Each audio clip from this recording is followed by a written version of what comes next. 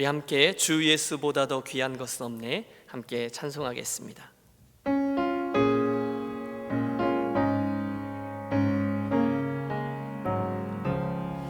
주 예수보다 더 귀한 것은 없네.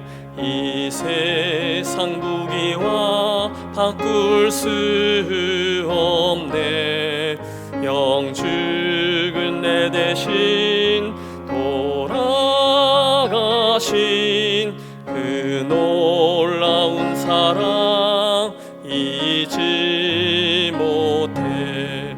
세상 즐거움 다 버리고 세상 자랑 다 버렸네. 주 예수보다 더 귀한 것은 없네. 예수밖에는 없네.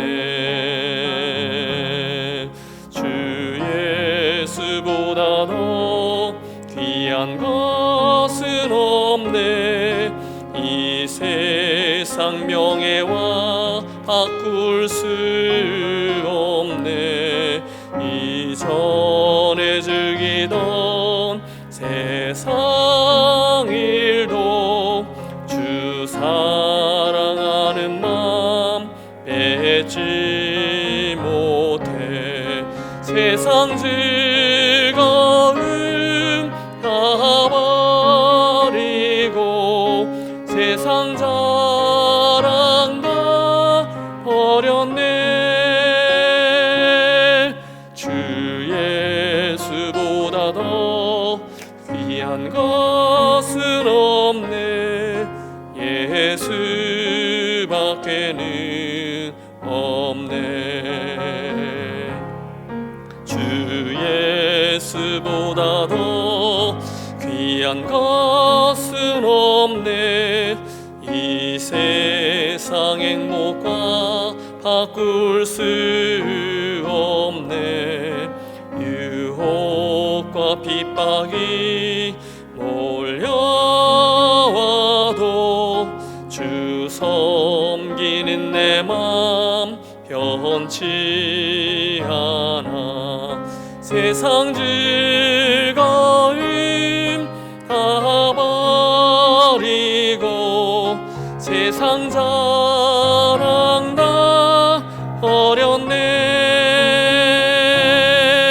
주 예수보다 더 귀한 것은 없네. 예수밖에는 없네.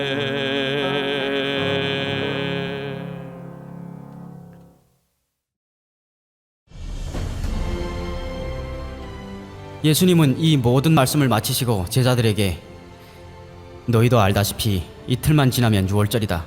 나는 사람들이 손에 넘어가 십자가에 못 박힐 것이다 하고 말씀하셨다. 그 무렵 대제사장들과 백성의 장로들이 대제사장 가야바의 집 뜰에 모여 예수님을 교묘하게 잡아 죽일 방법을 의논하였다. 그러나 그들은 군중들이 난동을 일으킬지도 모르니 명절에는 하지 말자고 하였다. 오늘의 본문은 마가복음 14장 1절과 2절 말씀입니다. 화면을 봐주세요. 이틀이 지나면 유월절과 무교절이라 대제사장들과 서기관들이 예수를 흉계로 잡아 죽일 방도를 구하며 이르되 밀란이 날까 하노니 명절에는 하지 말자 하더라. 예수님의 마지막 9일 중에 5번째 날 수요일입니다. 그 당시 예수님은 사람들에게 높은 지지를 받았고요. 따라서 성전의 특권층들이 이런저런 이유로 갑작스럽게 예수님을 확 체포해버리면 혹시 폭동이나 즉 밀란이 일어날 수도 있었습니다. 그걸 그들이 너무도 잘 알고 있었어요. 따라서 이번 6월절에는 그 예수님을 어떻게 하지 말고 아무래도 그건 안 될 것 같으니까 좀 나중에 하자, 아마 그렇게 생각을 했던 것 같습니다. 그래서 지난 월요일에 예수님께서 성전에 들어가서 성전을 들러 엎으셨을 때에도, 또 어제죠, 심각했던 논쟁들, 또 성전이 무너질 것이라는 이야기들에도 그들은 예수님을 바로 이렇게 체포하려고 막 다가오지 않았습니다. 하지만 여러분, 모든 일이 다 그들의 뜻대로 되나요? 그렇지 않죠. 곧 이 상황은 급박하게 전개되어서 예수님은 6월절의 그 절기의 두 번째 날, 즉 이번 금요일에 죽임을 당하십니다. 자, 그렇다면 우리는 저 대제사장들과 장로들 위에 또 다른 존재가 있다는 것을 보아야 되죠. 뭐 사단 아니겠어요? 어떻게 해서든지 사탄의 괴계가 있어요. 그리고 더 큰 시각으로는 우리 하나님 아버지, 그분의 섭리까지도 볼 수 있어야 될 것입니다. 사복음서는 사실 이 수요일에 대해서는 많은 걸 말하고 있지 않아요. 어쩌면 주님은 그날 일부러 예루살렘으로 들어가지 않으셨던 것 같습니다. 혹시 제자들이 예수님, 상황이 너무 위험하니까 오늘은 좀 가만히 계십시오, 이렇게 만류했을지도 모르겠어요. 그래서 주님은 그 베다니에서 하루 종일 조용히 지내셨습니다. 그리고 그날 저녁, 이미 예정되었던 저녁 식사 초대에 응해서 한 집, 엄밀히 말하면 시몬의 집을 방문하게 되셨어요. 저녁 식사 초대를 받으신 거죠. 사실 그 시몬은 나병, 한센병 환자였습니다. 언젠가 주님의 은혜로 고침을 받은 사람이었을 거예요. 아시다시피 그 당시의 나병은 끔찍한 병이었습니다. 단순히 육체적인 고통뿐이 아니라 사회적으로도 완전히 격리를 당해서 공동체로부터 이렇게 추방을 당하는 그런 병이었어요. 그들은 부정한 존재였습니다. 그들과 접촉하는 이들 똑같이 부정한 존재가 되는 것이었거든요. 그러니까 그들은 예루살렘 성 안에 들어간다든지 또는 성전으로 들어간다든지 이건 꿈도 꿀 수 없었습니다. 실제로 예수님을 만났던 그 나병 환자들은 모두 다 멀찍이서 예수님을 부르짖었죠. 도와주세요, 다윗의 자손 예수요, 이렇게 멀리서 이렇게 고쳐달라고 구하였습니다. 자, 성 안으로 들어갈 수가 없으니 성전은 언감생심이죠. 그냥 예루살렘 성을 바라보는 것, 그 정도만 해도 그들은 만족했을 것입니다. 그래서였는지 시몬은 예루살렘 성방, 특별히 베다니 마을에 살고 있었어요. 어떤 이들은 이 베다니 근처, 즉 예루살렘의 동편 어딘가에 나환자촌이 있었을 것이다, 이렇게 주장합니다. 그것도 일리가 있을 거라고 생각해요. 어떤 경우가 되든지 그날 주님은 그 시몬의 집에 들어가셔서 함께 식사를 하셨어요. 여러분 생각해 보세요. 이건 엄청난 일입니다. 주님은 언제나 나병 환자들에게 스스럼 없이 다가가셨어요. 만지셨어요. 함께 식사를 하셨어요. 와, 여러분 벌써 여기에 얼마나 많은 그 당시의 그 금지 사항들, 이것들이 깨지고 있는지를 볼 수 있습니다. 사실 우리 주님은 사람들과 어울려서 이렇게 식사하는 걸 너무너무 좋아하셨어요. 저도 그래요. 성경에 그런 이야기들이 너무너무 많이 나오죠. 고상한 사람, 지위가 높은 사람, 아니 그들뿐이 아니었습니다. 주님은 가난한 사람, 사회적으로 좀 냉대를 받는 사람, 그래서 세리 마태 또는 삭개오, 심지어 오늘 이 나병 환자 시몬 같은 이들과도 어울리기를 좋아하셨어요. 그래서 어떤 삐딱한 사람은 우리 주님에 대해서 이렇게 욕하죠. 먹기를 탐하고 포도주를 즐기는 사람, 이렇게 비난하기까지 했습니다. 그런데 여러분, 그게 포인트예요. 그 당시 함께 식사를 한다는 건 뭐죠? 상대방을 받아들이는 겁니다. 서로의 친분이 두터워지는 거예요. 그게 우리 주님의 스타일이셨어요. 자, 식탁을 나눠요. 식단을 한번 보시죠. 우선은 빵이 있을 겁니다. 우리 교회에서 성찬식 때 쓰는 빵은 이스트가 안 들어간 무교병입니다. 그러나 보통은 이스트가 들어가서 이렇게 좀 부푼 유교병이죠.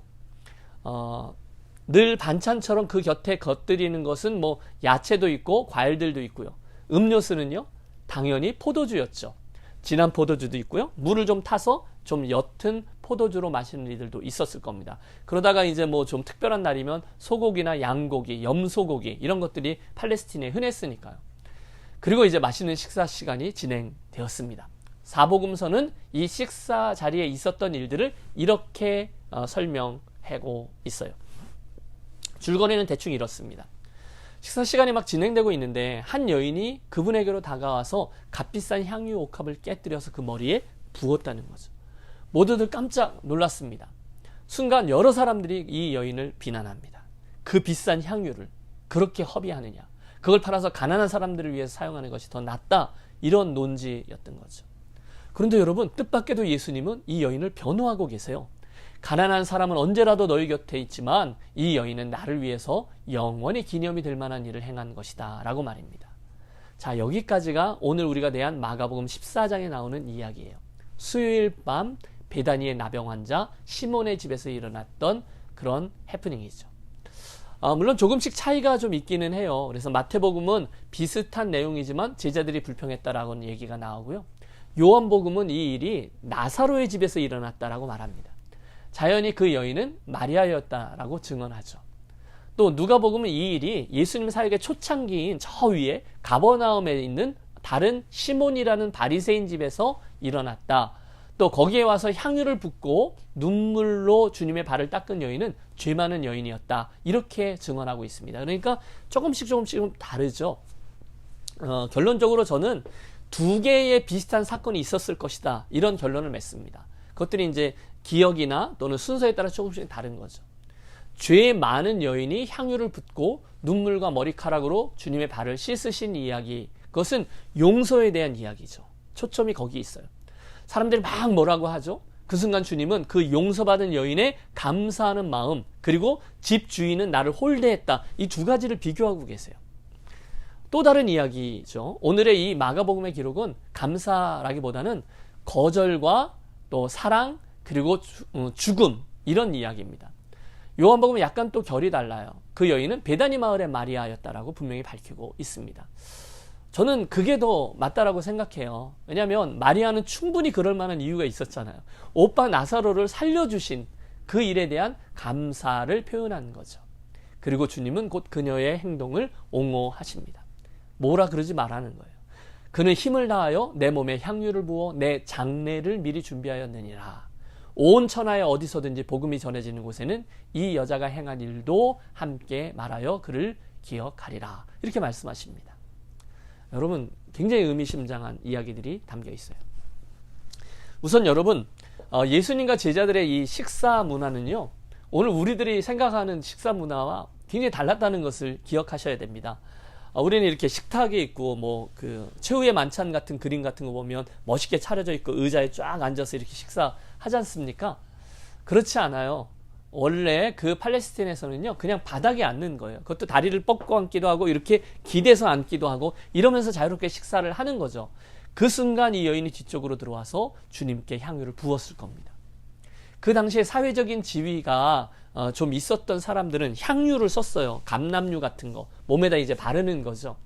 그런데 오늘 이 이야기에 나오는 향유는요, 굉장히 희귀하고 비싼 나드였습니다. 나드향. 나드는요, 그 당시 인도의 히말라야 산맥에서부터 채취가 되어서 그것들이 수입이 됐다는 거예요. 향유들 가운데 으뜸은 나드향이었습니다.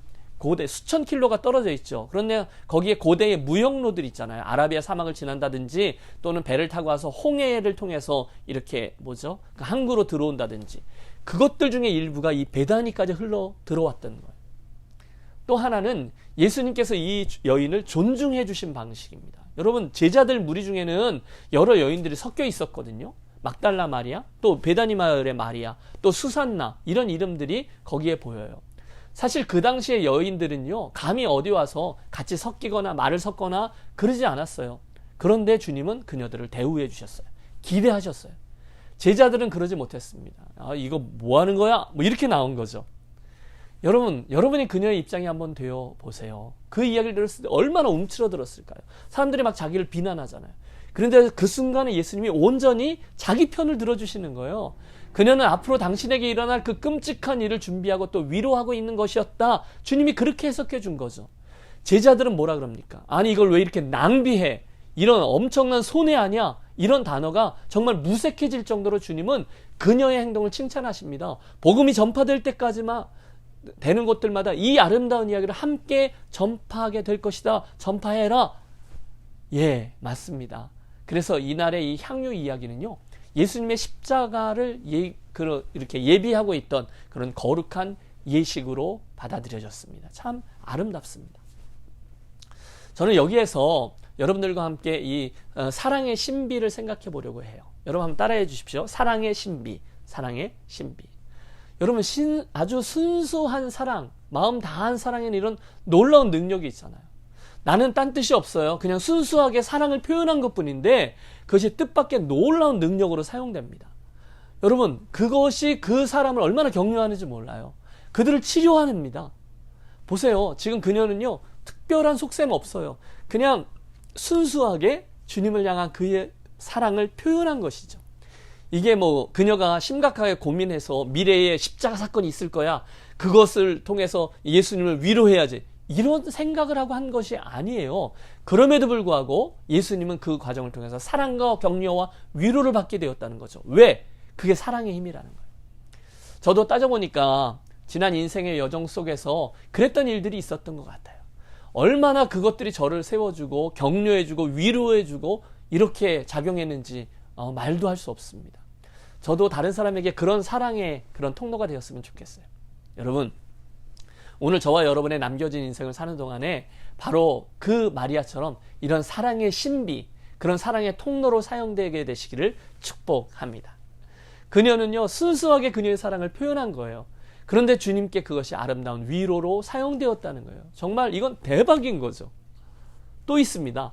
우리는 그녀의 행위에서 또 주님께로 행했던 그녀의 표현 속에서 와, 이 세상에 정말 거룩한 낭비라는 것이 있을 수 있구나라는 것을 알게 됩니다. 거룩한 낭비. 아, 그래. 가난한 사람들에게 나눠줘야지. 응? 그걸 말이야, 이 땅바닥에다 쏟아버려. 그걸 낭비해.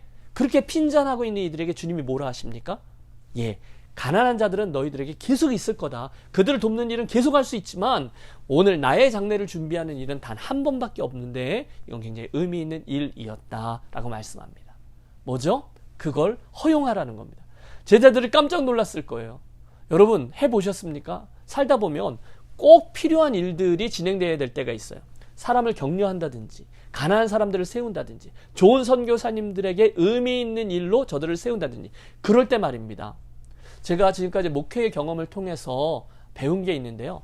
그분이 사랑을 받아야 할 때는요, 그때는요, 듬뿍 받게 하는 게 중요합니다. 여러분, 누군가를 격려해야 할 때 있지 않습니까? 만약에 주님이 그런 마음을 나에게 주셨으면, 그런 기대가 되면 그때는 힘에 지나도록 또는 좀 과하도록 그분을 섬겨주는 게 좋더라고요. 정말로 그래요. 그분이, 그 격려가 필요한 분이, 그 사랑이 필요한 분이 그 사랑을 정말로 풍성하게 받으면 정말 놀랄 일들이 일어나요. 사람이 치유되고요, 생명력이 탄생합니다. 주님은요, 그날 그 일을 위해서라면 너희는 좀 낭비해도 된다라고 말하실 수 있다는 거죠. 허비라고 할 수도 있지만 분명한 것은 그 넉넉한 듬뿍 그 사랑이 주님을 너무너무 위로해 주었다는 거예요.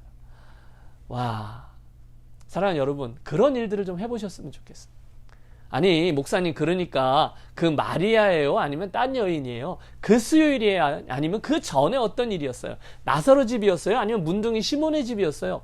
예, 이런 차이점들은 앞으로 우리가 계속 논점이 될 수 있겠죠. 하지만 오늘 우리들은 그건 옆으로 놓고요, 우리의 관심은 그녀의 이 행위가 주님의 마음에 합한, 아니 주님을 위로한 놀라운 사랑과 격려가 되었다는 점입니다. 그걸 기억하자는 거예요. 또 있습니다. 그 일이 있은 후에 우리가 지금 시간의 흐름을 염두에 두고 있지 않습니까? 그 저녁 식사가 다 마쳐진 후에 늦은 밤, 예수님과 제자들은 이제 당연히 숙소로 돌아가는 거죠. 이제 베다니 마을이니까 이제 돌아가는 거예요. 여러분, 어떻게 생각하세요?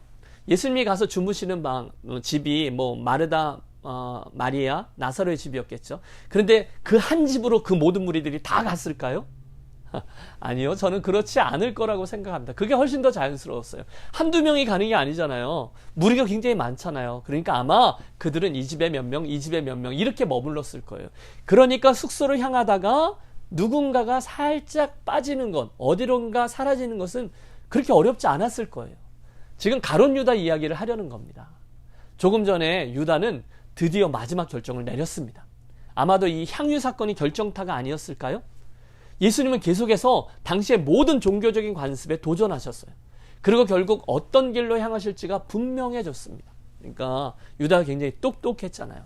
이미 상황을 다 파악했습니다. 야, 이대로 가다가는 나도 저 예수님과 함께 파멸에 이르게 될 거야. 그래서 그는 배신하기로 결심을 합니다. 사실 여러분, 유다의 그 배신은 난제죠.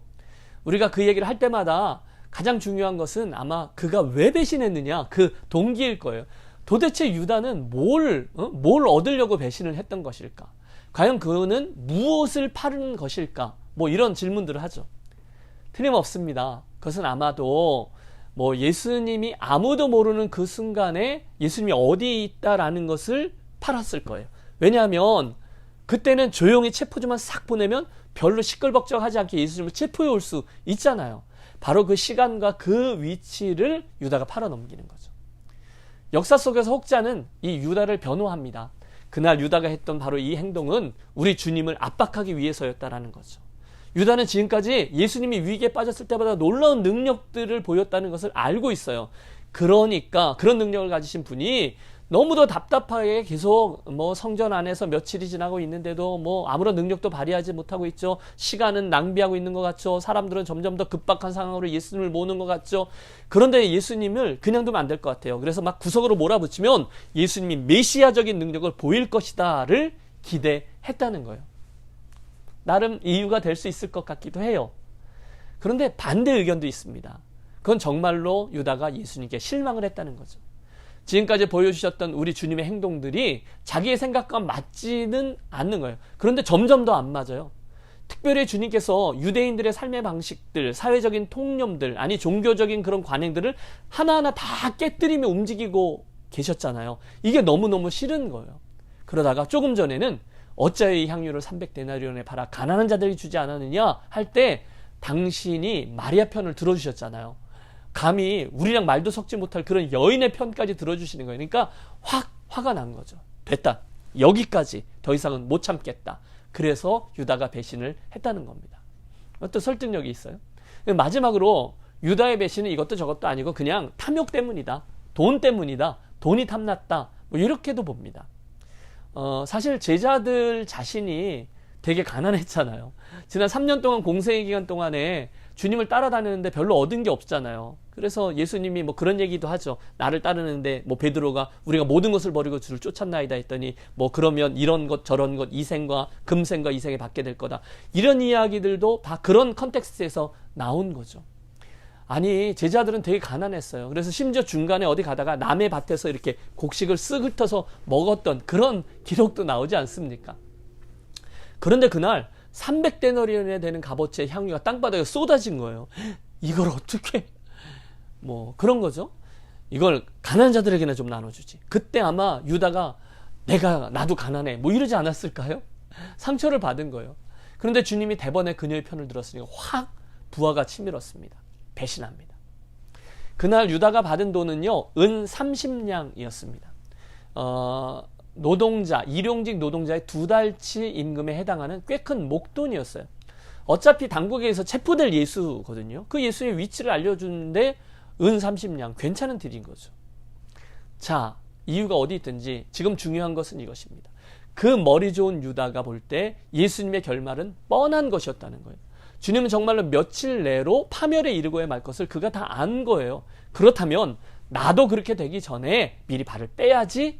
그래서 그날 유다가 대제사장에게로 찾아간 것입니다. 그들이 반기죠. 어서 오쇼. 기뻐합니다. 정말? 거래를 시작합니다. 내가 예수를 넘겨준다면 당신들은 무엇을 해줄 것입니까? 유다가 물었을 때 그러면 오케이. 은 30냥 어때? 예, 좋습니다. 이렇게 된 거예요.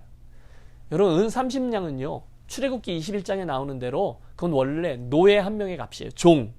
그 말인즉 그들은 예수님을 경멸하고 있는 거죠. 여하간 어쨌든 그 거래가 성사되었습니다. 이제 유다는 예수님을 어떻게 넘겨줄까? 어디에 계실 때 넘겨줄까? 이것들만 신경 쓰고 있습니다. 자, 이상이 수요일의 늦은 밤까지 일어난 하루 동안의 일이었습니다. 한번 정리해 보시죠. 오늘 우리는 저녁과 밤 늦게 있었던 일 2가지를 살폈습니다. 주님에게 향유를 부었던 마리아 이야기는 우리들에게 사랑의 신비 그리고 거룩한 낭비라는 가르침을 주었습니다.